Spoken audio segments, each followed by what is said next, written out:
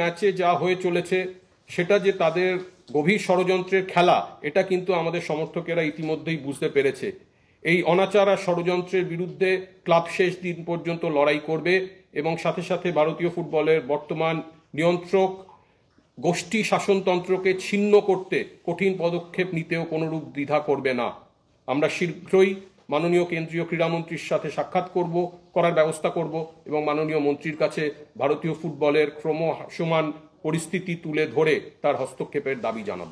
But to no avail, and the standard of refereeing has only gone from bad to worse to the worst.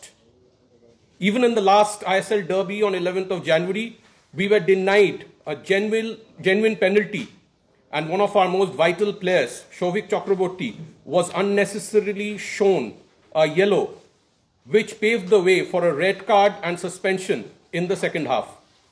In fact, many of us had predicted before the match that Shovik would be targeted to break the spine of our midfield, since both the other first-team midfielders were already out of the match owing to injuries.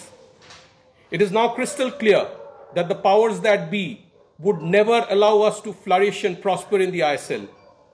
It is pertinent to mention here that our only two victories over our arch rivals in the last 5 years have both been in non-ISL tournaments, the Durand Cup and the Super Cup.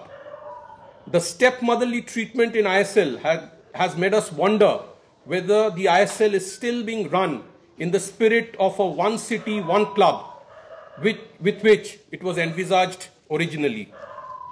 Football has always been a key unifier of people. It's a simple sport which by its nature is inclusive.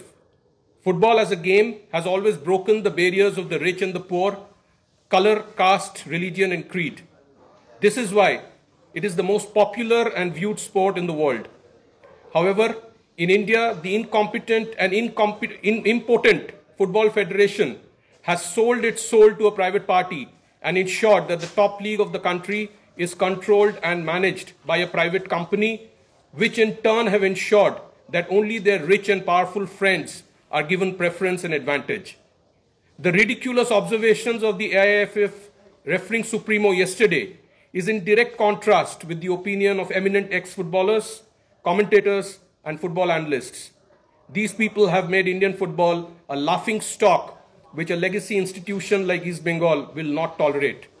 Let them not forget that the fighting spirit of East Bengal club is still intact.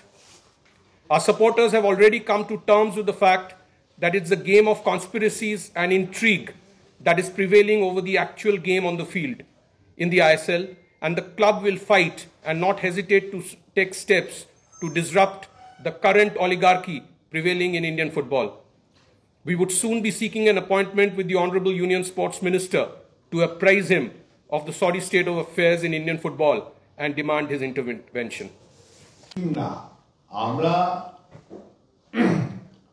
আমরা মনে করি এটিকের একটা part Kolkata, আমরা East Bengal club নিজের পায়ে প্রতিষ্ঠিত হওয়ার চেষ্টা করছি। হয়তো আমরা সাফার করছি আজ থেকে 5 বছর পর, কিংবা এখনো বহু লোক বলে হয়তো টিম সাফার করছে, আমরা প্রতিষ্ঠানকে আর একটা জায়গায় মাথা নত করে দিয়ে দিই। যে প্রতিষ্ঠান 100 বছর আগে শয়ে শয়ে মানুষ নিজেদের রক্ত দিয়ে তৈরি করেছে, সেই প্রতিষ্ঠানকে হস্তান্তর করে দিই।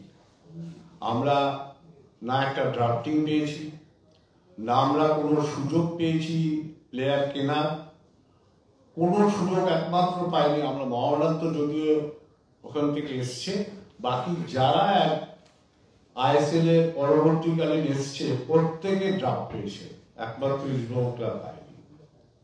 আমাদের এই সুযোগ আসেনি। আমরা সুযোগ এলে আবেদন করবার চেষ্টা করতাম যে টিমকে আরো শক্তিশালী করা যায় কিনা। আর একটা ক্লাবের সাথে একটা ক্লাব মার্চ করে তাদের শক্তি বৃদ্ধি করেছে। সেই ক্লাবটা ISL এ প্রতিষ্ঠিত হয়ে গেছে, তখন চ্যাম্পিয়ন হয়ে গেছে। তাদের শক্তি রয়েছে, ইনফ্রাস্ট্রাকচার রয়েছে, ম্যান পাওয়ার আছে, সবকিছু। আমরা নতুন করে একটা জিনিস শুরু করেছি, সেখানে আমাদের একটু সময় তো লাগবে।